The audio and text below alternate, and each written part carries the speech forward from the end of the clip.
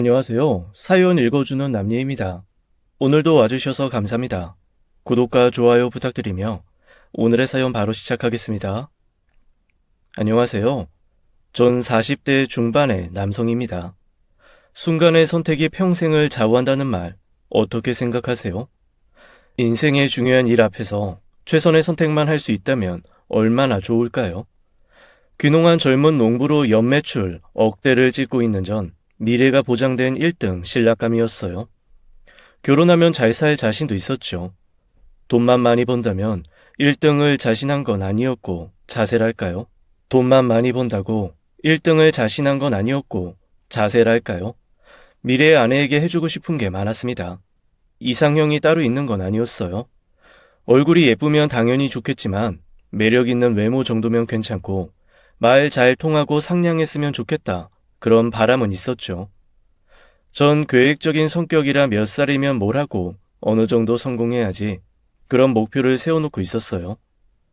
과수원을 열고 3년 만에 2천만 원이던 수입이 6배 이상 늘어 1억을 훌쩍 넘기더니 그 다음부턴 탄탄대로였습니다.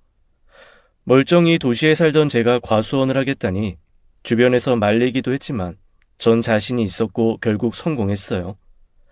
한번 결정하면 돌아보지 않는 게 제 성격이었죠. 맨 처음 아버지가 물려받은 땅 대신에 근처 다른 땅을 사서 과수원을 열겠다니 가족부터 주변인들까지 반대가 대단했습니다. 상식아, 너 경험도 없으면서 물려받을 땅 놔두고 왜 새 땅을 사겠다는 거냐? 짓던 쌀 농사를 하는 게 그래도 낫지 않겠소? 아니에요, 아버지. 두고 보세요. 해풍 맞은 사과로 꼭 성공할 거라니까요. 뜬구름 잡는 소리라던 지인들도 나중에 제 성과를 보고 놀라더라고요. 전 진념의 사나이고 한번 뭘 하겠다고 하면 제대로 해내는 성미입니다. 그래서 장가를 들 때도 불도저처럼 밀어붙였어요. 그런 성격 탓에 한 번의 뼈아픈 실패도 있었죠. 상대도 당연히 오케이 할 줄 알았는데 보기 좋게 차이고 말았어요. 그 뒤 5년 후 과수원 자리 잡고 아내를 만났고요. 결혼해 딸까지 낳은 아내는 비 오는 날이면 저한테 그 얘기를 해달라고 졸랐죠. 전 애인이랑 헤어진 얘기요. 참 성격 희한해. 다른 여자들은 남편 전 애인 얘기하면 질투하고 화낸다던데 넌 그게 재밌어? 왜 과거의 여자를 질투해? 재밌잖아. 난 당신이 첫사랑이란 말이야. 남녀의 얘기가 세상에서 제일 재밌어. 그것도 믿을 수가 없어.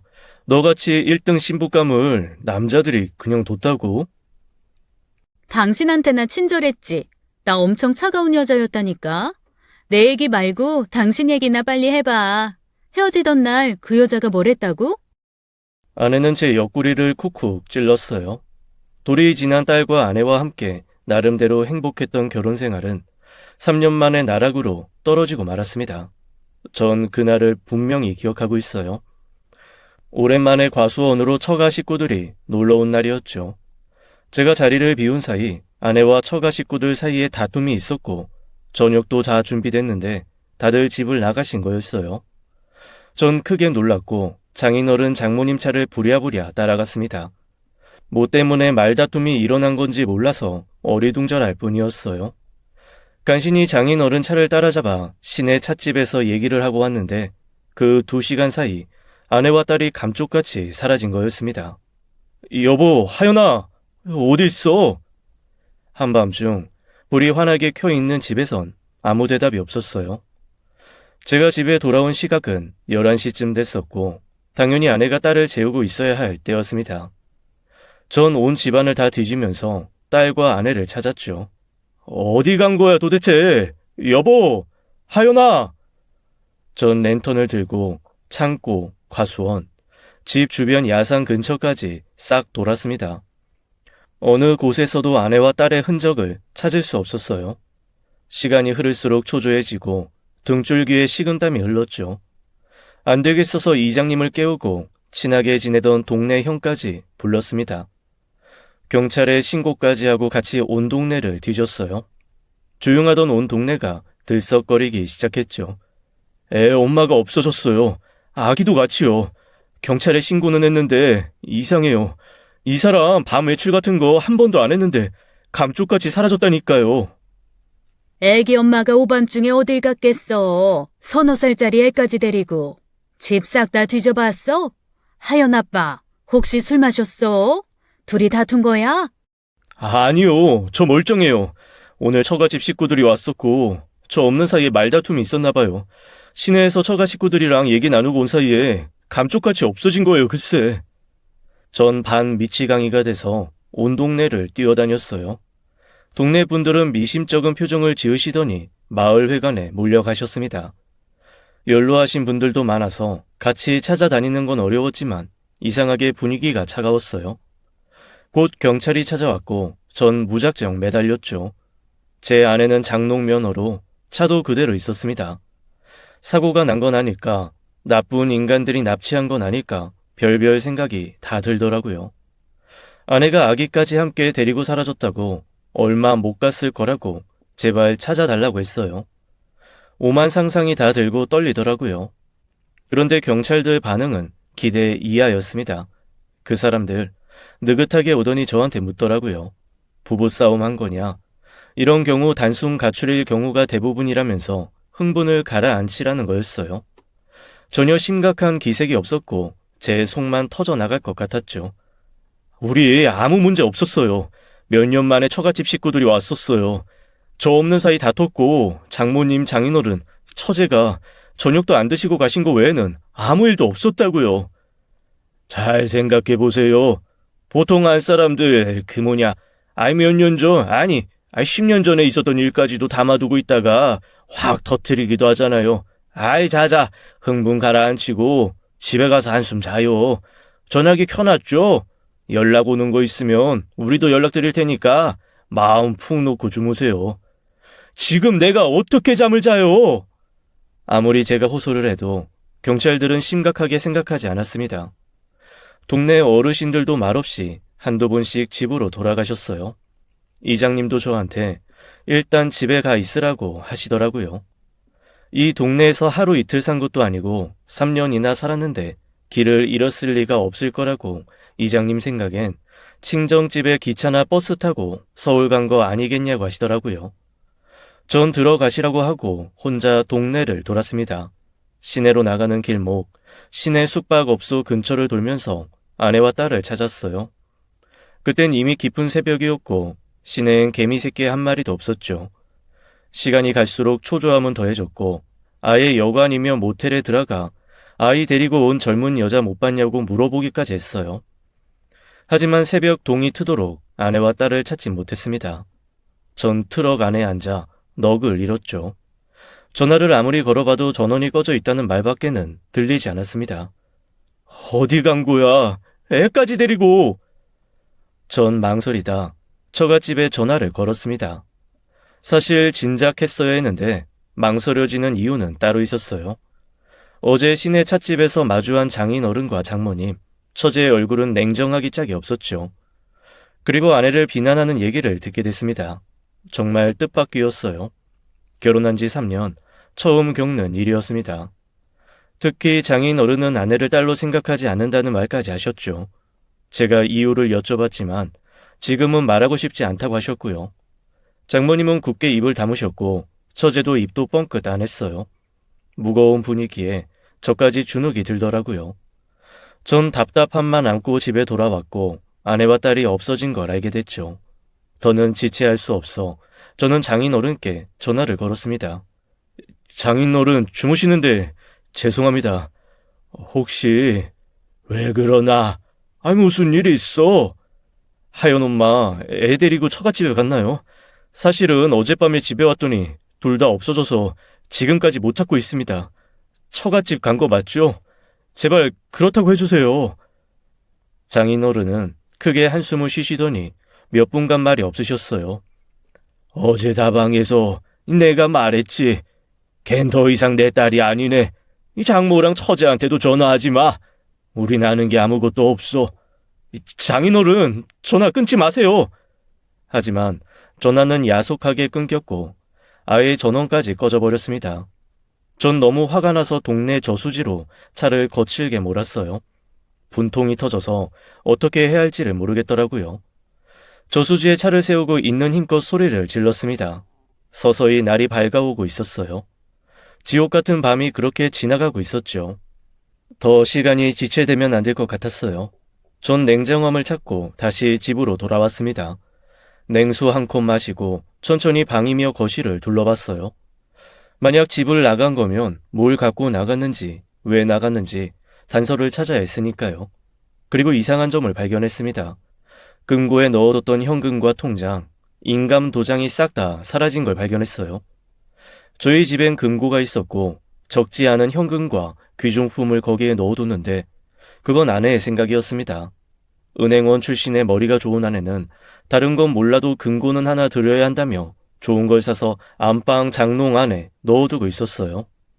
전 도둑 하나 없는 동네에 무슨 금고냐고 딱 한 번 잔소리는 했지만 아내 하는 대로 맡기고 있었습니다.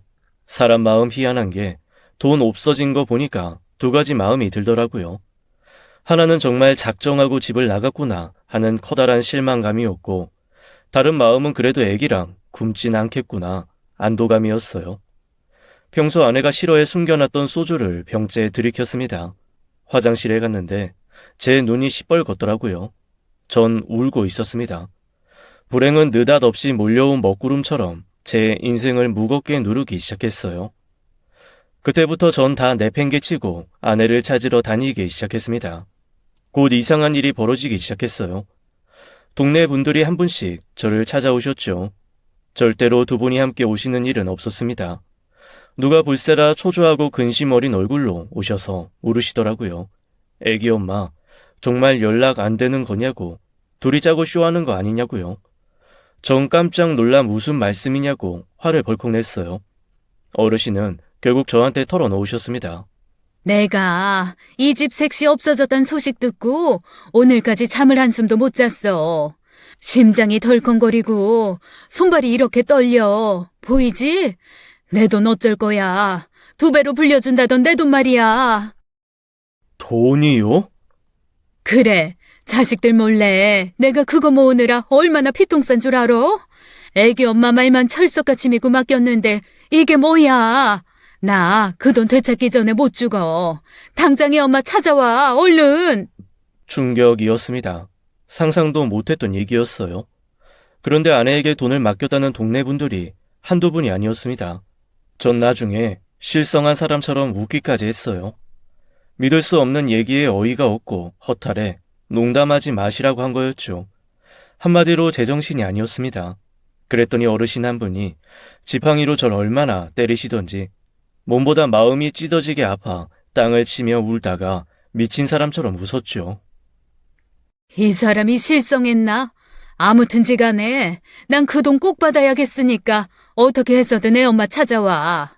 그렇게 착한 얼굴을 하고서 사기를 칠 수가 있어? 전벌을 받을 것 같으니. 결론은 아내가 동네 어른들에게 1대1로 접근해 돈을 가로챈 것 같았습니다. 믿고 싶지 않았는데 그러기엔 너무 판이 컸어요. 동네 어르신 반 이상이 아내에게 돈을 맡겼다는 걸 뒤늦게 알게 됐죠.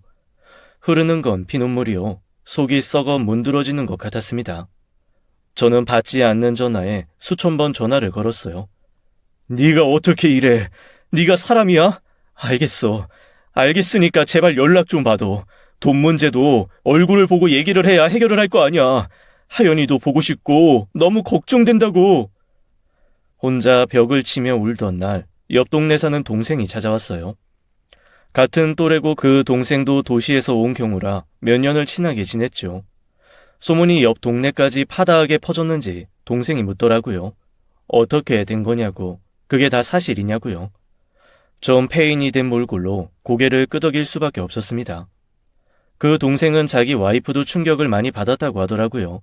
제 아내 흠잡을 데 없이 살림도 잘하고 똑똑한 걸로 유명했어요. 사람들이랑 잘 어울렸고요. 양 믿기지가 않아요. 나도 이런데 형은 어떻겠어. 은행원 출신이라더니 그걸로 사기를 쳐? 아이, 집에 있는 돈까지 싹 다 가져갔다면서요. 뭐에 홀린 것 같네 진짜. 너 기억하지? 하연 엄마 어땠는지. 근데 이렇게 사람을 배신한다. 이게 뭐냐?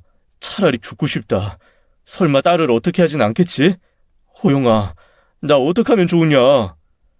그 동생도 동의할 만큼 아내는 똑 부러진 사람이었고 사기치고 도망갈 사람으로는 안 보였어요.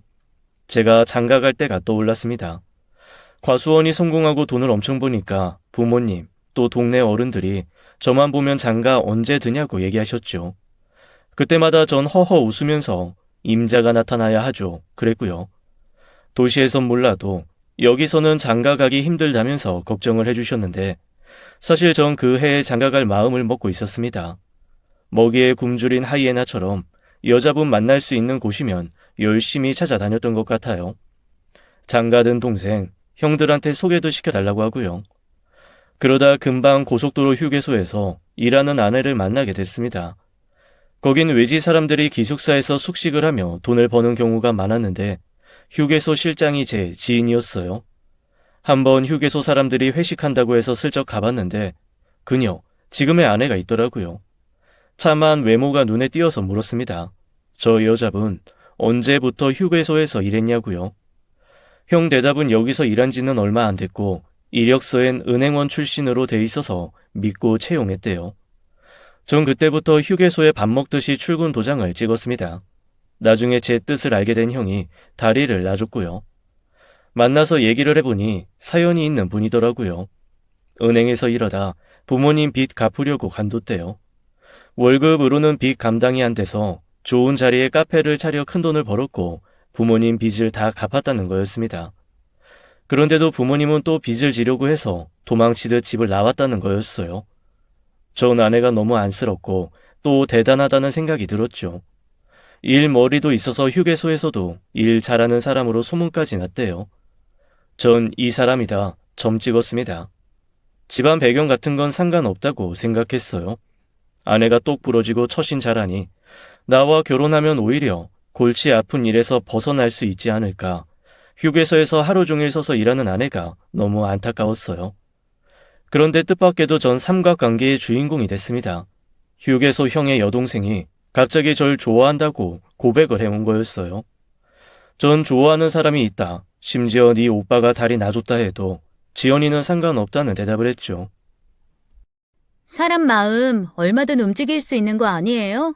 너무 그 언니만 보지 말고 나랑도 데이트해요. 뭐 어때요? 야, 지연이 너 당돌하구나.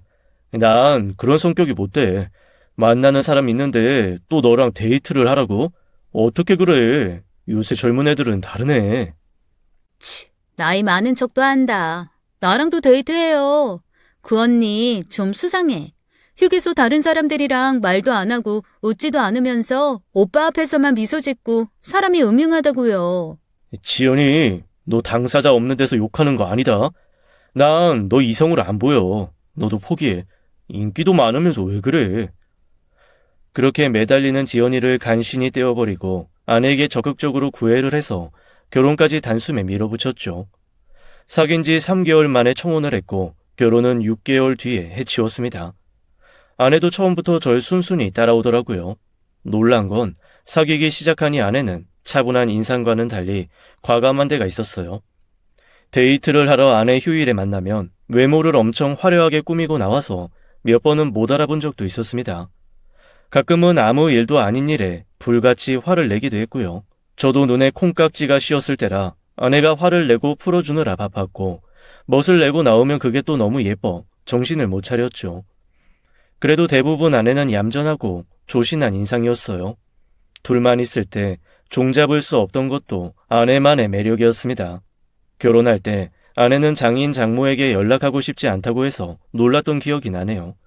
우리끼리 혼인신고하고 나중에 찾아뵙자고 하더라고요. 그래도 괜찮겠어? 서운하지 않아? 서운하긴 괜히 또 엮였다가 빚 갚으라고 그러고 자기한테 돈 달라고 할까봐 무서워서 그래. 당신한텐 좋은 모습만 보여주고 싶어. 나 이해하지? 결국 우리 결혼식은 조촐하게 하기로 했어요. 제 가수원에서 결혼식을 했고 마을회관에서 피로연을 열고요. 많은 분들이 와서 축하해 주셨습니다.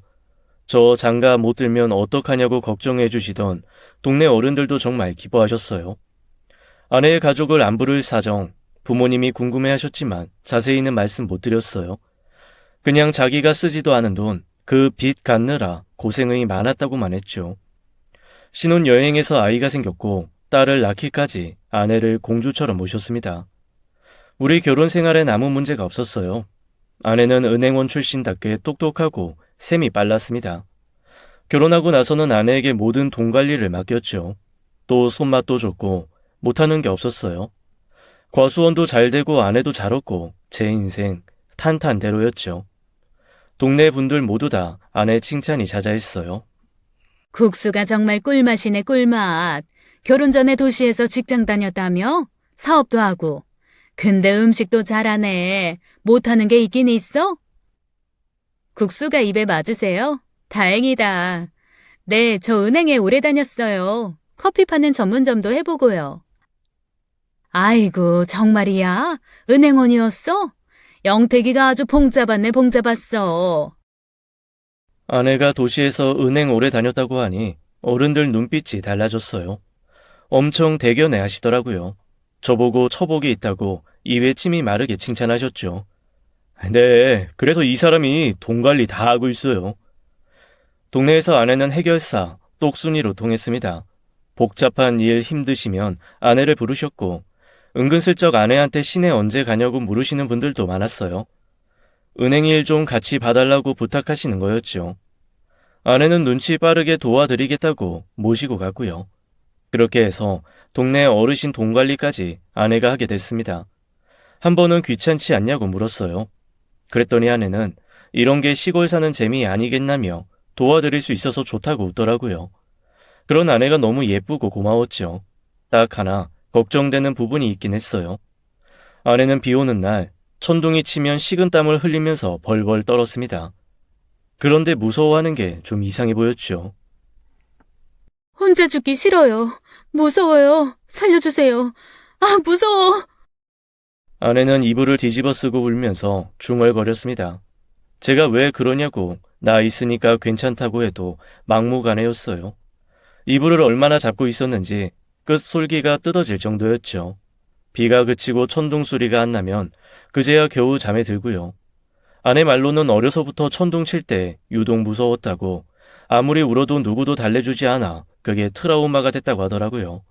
그래서 전 아내에게 걱정 말라고 이젠 내가 있지 않냐고 무서울 때면 꼭 안아주겠다고 했고 실제로 천둥이 치면 옆에 붙어 있었죠. 그래도 아내는 비가 오거나 바람이 많이 부는 날엔 약간 정신을 못 차리는 것 같았습니다. 기가 허한가? 내심 걱정도 됐죠. 나름대로는 아내에게 영양제도 사주고 보양식도 먹여주고 노력했는데 아내는 괜찮으니 신경 쓰지 말라고만 하더라고요. 저도 어느 순간부터는 그러려니 하게 됐고요. 결혼 1년 후 우리 딸 하연이가 태어났고 한 가지 문제로 저흰 처음 부부싸움이라는 걸 하게 됐습니다. 아이가 6개월쯤 됐을 때였어요. 순하게 달자던 아이가 밤이 깊도록 잠들지 못하고 칭얼거리더라고요. 체온계로 재보니 아이는 열이 높았습니다. 전 당장 응급실을 가자고 했지만 아내는 뜻밖에도 차분했어요. 물수건으로 아이 닦아주고 밤새 곁을 지키며 아이는 자가 면역력이 있어서 굳이 약 먹이지 않는다고 괜찮다고 하는 거였죠. 전 아내가 이해가 되지 않았습니다. 차도 있고 조금만 달리면 국립대학병원도 있었는데 그 이후로도 아내가 애가 아파도 병원 간다는 말을 안 하더라고요.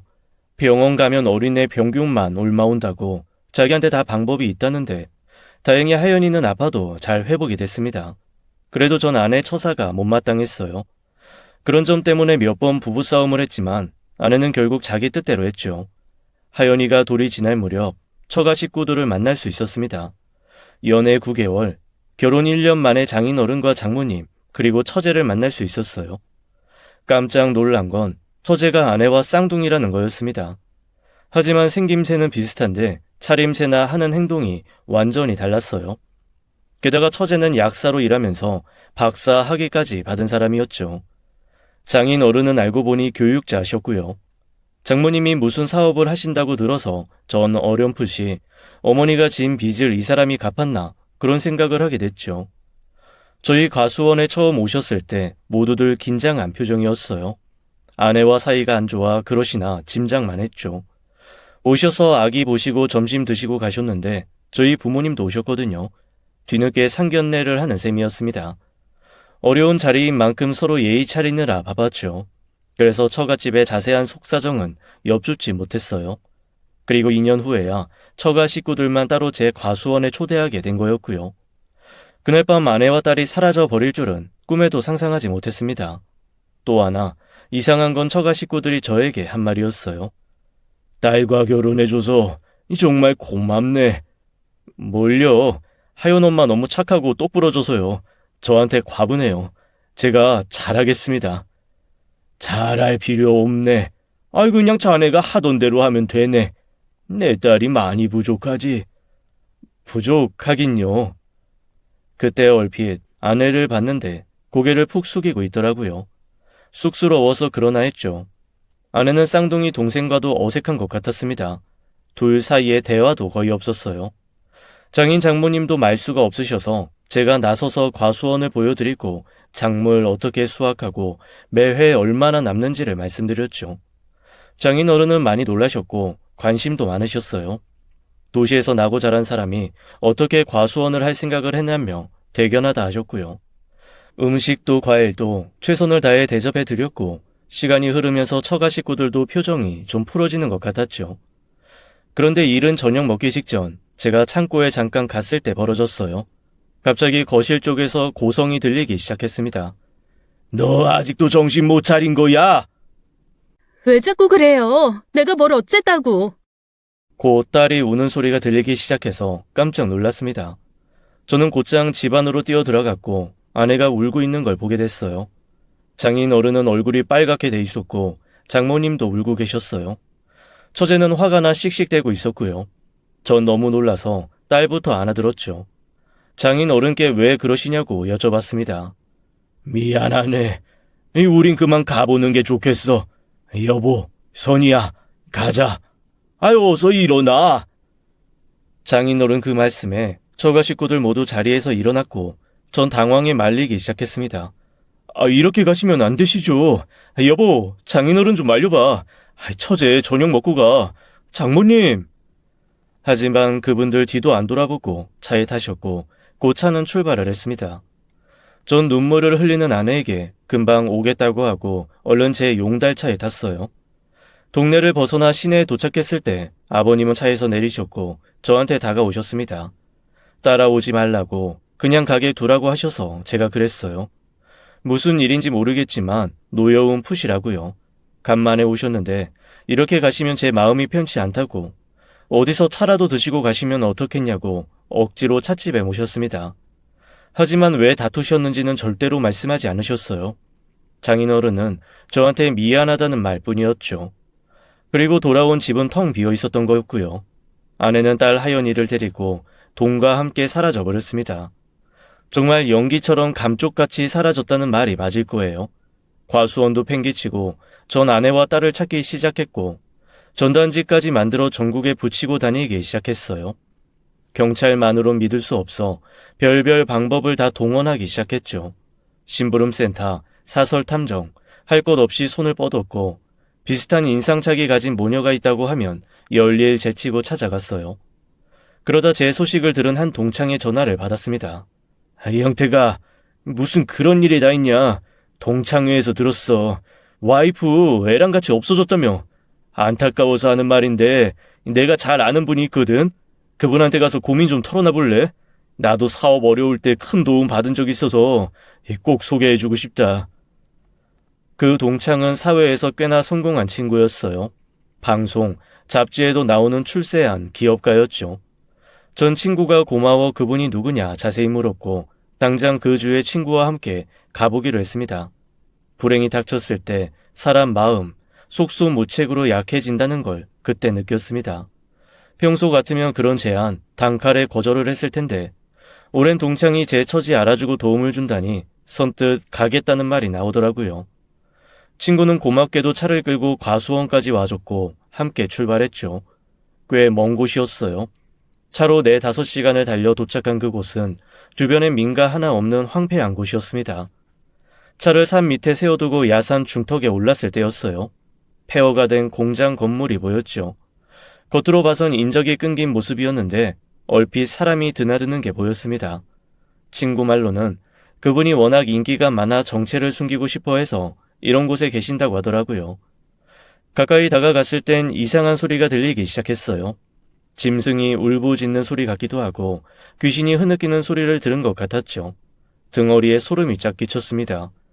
야, 여기 뭐 하는 데냐? 너 이상한 소리 안 들려? 겁먹지 마. 별거 아니야. 외진 데라서 그래. 일단 들어가자. 친구는 절 안심시키면서 안으로 데려갔습니다. 그리고 믿지 못할 광경을 목격하게 됐어요. 그 창고 안에는 엄청나게 많은 사람들이 모여 있었습니다. 알 수 없는 비명을 지르며 제각기 하늘을 향해 막 소리치고 있더라고요. 어떤 이는 울고 또 어떤 이는 웃으며 알아들을 수 없는 말을 중얼거리고요. 단상에는 친구가 말한 그 용하다는 사람이 앉아 있었고 한쪽 구석에는 웬 남자들이 몰려 있었습니다. 이상한 분위기에 전 주눅이 들었죠. 그리고 친구 손에 이끌려 가다 전 비명을 지르고 말았어요. 제 눈을 의심하면서요. 명희야! 여보! 몰려있는 남자들 한가운데 무릎을 꿇고 울고 있는 여자는 제 아내가 분명했어요. 머리는 산발이고 구슬피 울고 있어 처음엔 아내인 줄 몰랐습니다. 비쩍 마른 몸에 누더기 같은 옷을 걸치고 있어 몰랐어요. 하지만 울면서 하는 행동에 눈길이 갔죠. 아내는 천둥이 칠 때마다 겁에 질리면 머리를 흔들고 손을 허공에 뻗었습니다. 제가 그 손을 잡아 내려준 적이 한두 번이 아니었어요. 전 가슴이 철렁해 그곳에 멈춰섰죠. 정말 제가 그토록 찾아 헤매던 아내가 분명했어요. 창고에는 수많은 사람들이 모여 괴성을 지르고 있었고 그 소음에 묻혀 제가 아내를 부르는 소리는 들리지도 않았습니다. 전 미친 듯이 사람 사이로 뚫고 들어가 아내의 양손을 잡았어요. 친구가 절 붙잡는 걸 뿌리치며 어렵게 아내에게 다가갔죠. 하연 엄마, 여기서 뭐해? 나야 당신 남편! 아니야, 아니야. 아내는 눈빛이 이상했어요. 제가 아내에게 달려드니 주변에 모여있던 남자들이 저를 에워싸기 시작했습니다. 전 벌떡 일어나 아내 앞에 서서 소리를 질렀죠. 남의 멀쩡한 아내 데려다가 뭐하는 짓이야? 내 와이프 털끝 하나 건드리지 마! 다가오지 말라고! 경고했다! 그 순간 하늘이 절 도왔는지 밖에서 사이렌 소리가 들렸고 문이 부셔지는 소리가 들렸습니다.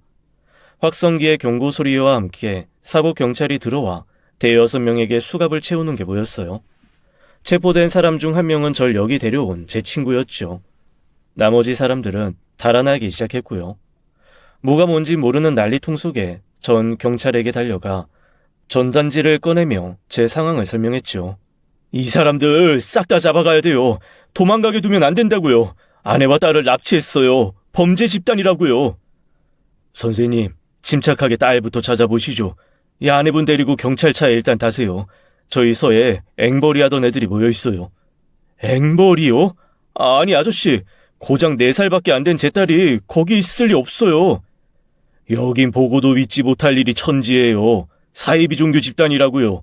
일단 아내분 데리고 따라오세요. 전 아내에게 달려가 물었습니다. 하연이 어디 있어? 어디 숨겼어?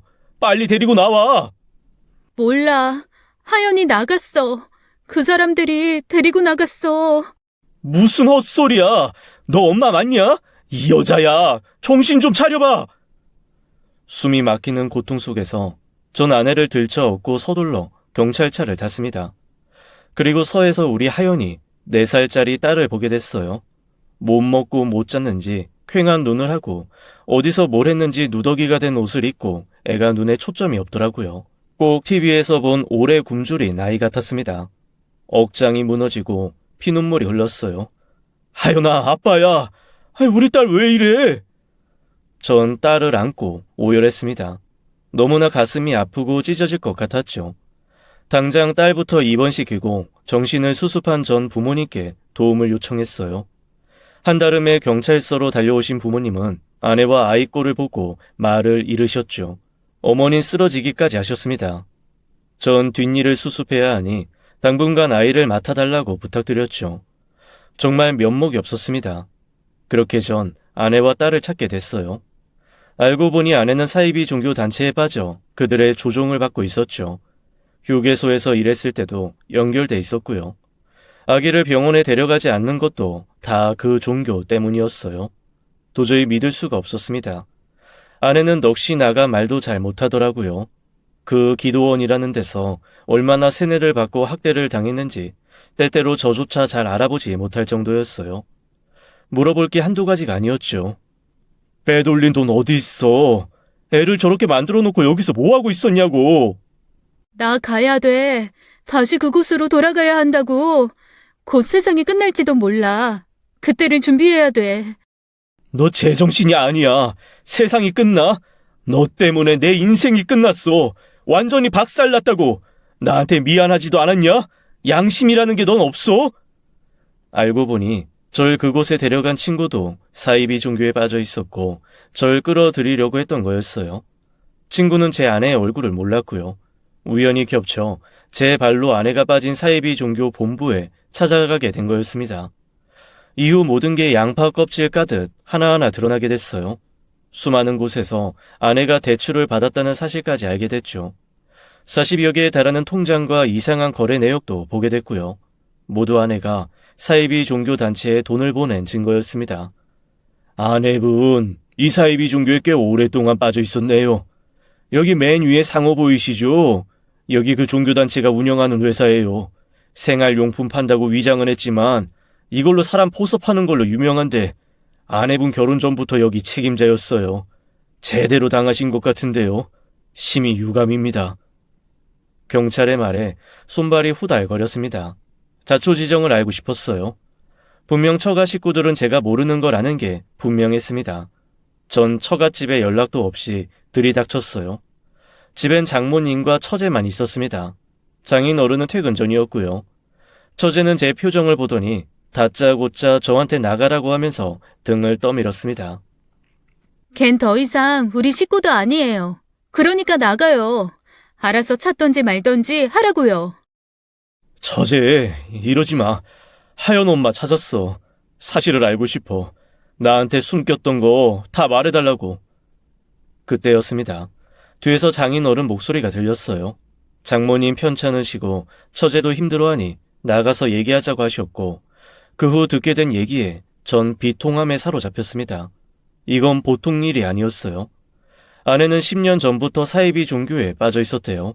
은행에는 다닌 적도 없고 전문대학 나와 학원 강사, 반년 한개 사회생활에 전부라고 했습니다. 어디서 어떻게 만났는지 사이비 종교에 빠져 집을 나가고 돈을 빼돌린 게 수차례라고 하셨어요.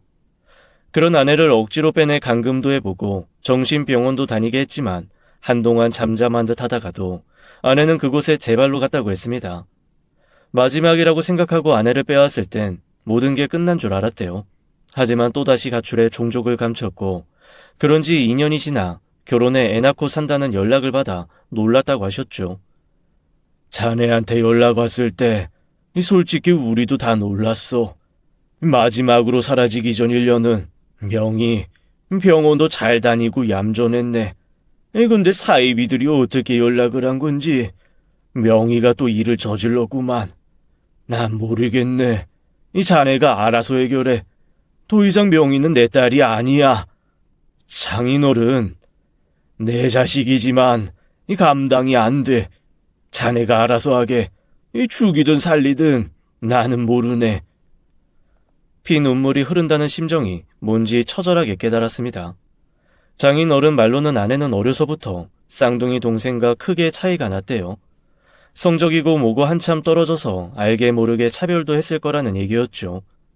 아내는 10대 때부터 자존감이 낮고 감정 기복이 심해 곧잘 울었고요. 공부 잘하던 무던한 쌍둥이 동생이 돋보이는 건 당연했겠죠. 그러다 사이비 종교의 사람들이 친절하게 대해주고 관심을 가져주니 거기에 푹 빠져든 것 같다고 하셨습니다. 그때부터 전 고민하기 시작했어요. 아내를 지금 버릴 것인가? 아니면 한 번 더 기회를 줄 것인가? 단칼에 이혼하자니 아직 어린 딸이 눈에 밟혔습니다. 주변에 조언 구할 데도 없었어요. 솔직히 한 번쯤은 아내를 고쳐보고 싶었습니다. 그때까지도 한 줄기 희망이라는 걸 잡고 있었나 봐요. 아내도 딸과 함께 병원에 입원해 치료를 받고 있었고 영양실조 진단을 받았을 땐 약간의 동정심도 생기더라고요. 저랑 살 때보다 체중도 많이 빠져 있었고 사람 넋이 나가 있었어요. 일단 기운을 차려야 얘기도 할 수 있으니 회복을 기다렸죠. 그리고 어느 정도 아내 상태가 좋아졌을 때 진지하게 얘기를 해봤습니다. 지금까지 한 행동, 한 번은 눈 감아 주겠다고 다시 집으로 가겠냐고 물어봤어요. 아내는 말없이 눈물만 흘렸습니다. 집에 돌아오겠다고 하면, 다시는 그 사이비 종교에 빠지지 않겠다고 약속하면 한 번은 용서해 주겠다고 했어요. 미안해, 여보. 또렷해진 눈빛으로 미안하다고 말을 하는 아내 앞에서 저도 마음이 녹더라고요. 그동안 살얼음판 걷는 것 같았는데 그 심정 뒤로 하고 새롭게 기운을 차려보자 싶었습니다. 정신과 상담도 받게 하고 부모님 집 근처에 새로 집도 얻었어요. 아내는 이번엔 순순히 병원에 다니더라고요. 아기 치료에도 협조를 해주고요. 하지만 아무래도 과수원에는 당장 돌아가지 못할 것 같았습니다. 아내가 빼돌린 돈도 정리를 해야 했고요. 전 솔직히 아내를 믿었어요. 부모님이 수시로 들여다보겠다 하셨고 전 틈틈이 과수원에 내려가 일을 정리했어요. 동네 어른들이 제가 돌아왔다는 소식을 듣고 모이셨습니다. 당신들 돈 돌려받을 수 있는 거냐고 물어보시길래 제가 최선을 다해서 갚아드리겠다고 했어요. 그리고 솔직히 말씀드렸죠. 애엄마 사이비 종교에 빠졌어요. 거기서 딸도 큰일 날 뻔했고 애엄마도 영양실조로 쓰러졌고요. 아마 거기다 돈을 갖다 바친 것 같습니다. 아니, 뭐야? 그렇게 정신 나간 여편네였어? 자네 이혼 안 하나? 사이비에 빠지면 답도 없어. 사과 받았고 다시는 안 그러겠대요. 제가 물질적 보상은 힘 닿는 데까지 해드리겠습니다. 죄송합니다. 입이 10개라도 할 말이 없어요. 큰일 날 사람이네. 애까지 있는 마당에 갈라서라고 대놓고 말은 못하겠지만 영택이 다시 잘 생각해봐. 우리 돈 갚아주겠다는 거 그거 믿어지는데 그 여편네 다시 안 그러겠다는 거 믿을 수가 없네. 어르신들은 저보고 신세 망치기 전에 빨리 정리하고 차라리 새 장가를 들라고 야단이셨어요. 저는 아무 말 없이 그분들 말씀 들었습니다. 제가 할 말이 뭐가 있겠어요. 그 사람이랑 결혼 안 했다면 이런 일도 벌어지지 않았을 텐데 애까지 낳고 살다 이렇게 됐으니 후회해도 늦었죠. 한 달이 정신없이 지나갔습니다.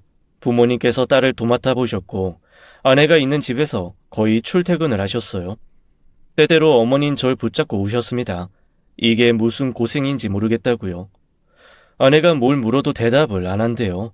꼭 입에 풀로 붙인 것 같다며 답답하다고 하셨습니다.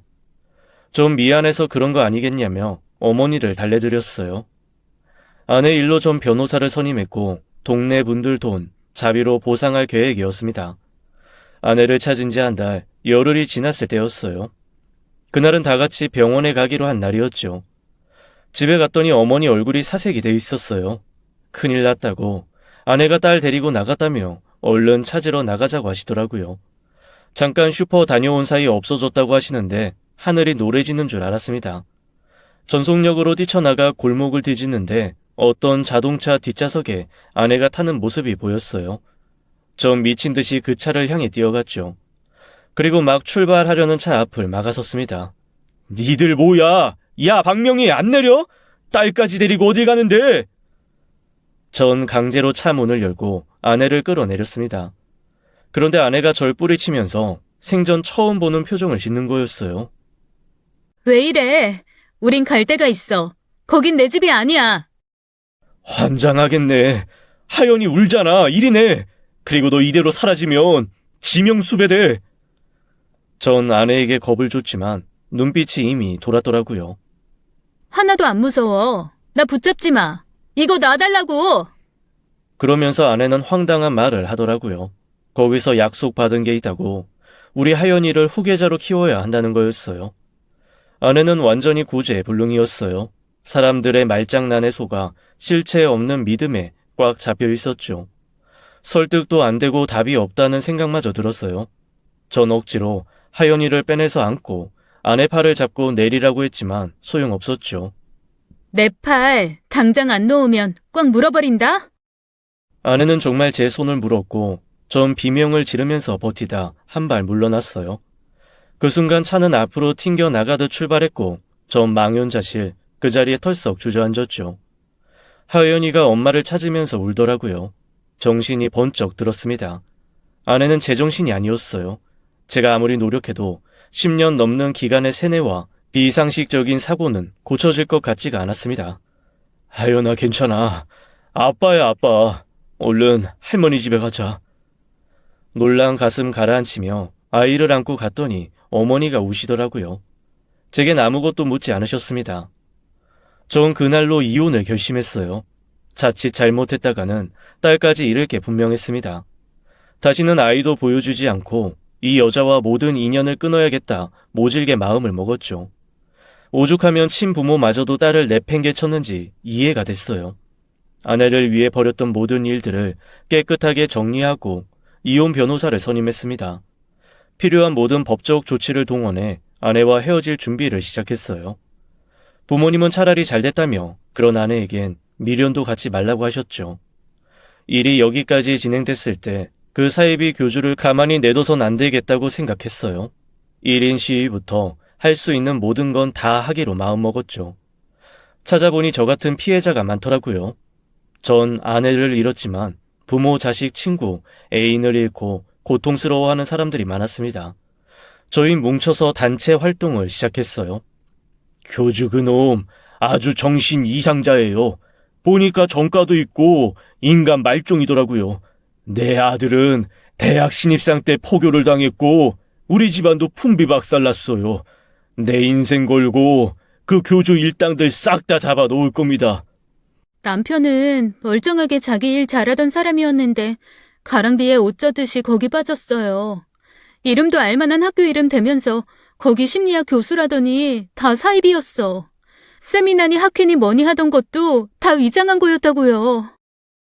피해 가족들은 주기적으로 모여서 교주 잡아 넣을 준비를 했고 저도 이혼 준비를 시작했어요.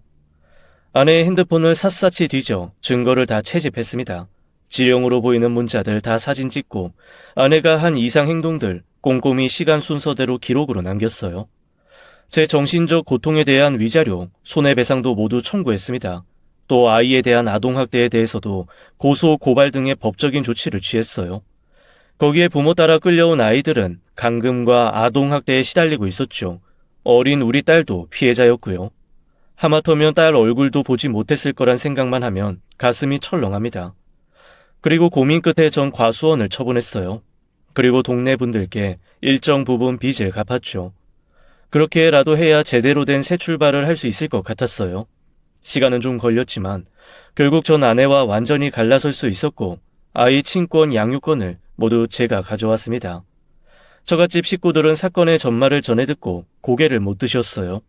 저한테 차갑게 대신 것도 오죽하면 그러셨을까 싶었죠. 이제 저도 그분들 마음을 이해하게 됐다고 할까요? 손녀딸 혹시라도 보고 싶으시면 연락하시라고 문자 하나 남겼습니다. 나중에 처제한테 전화가 왔어요. 미안하다고 다 잊고 앞으로 잘 살라고 하더라고요.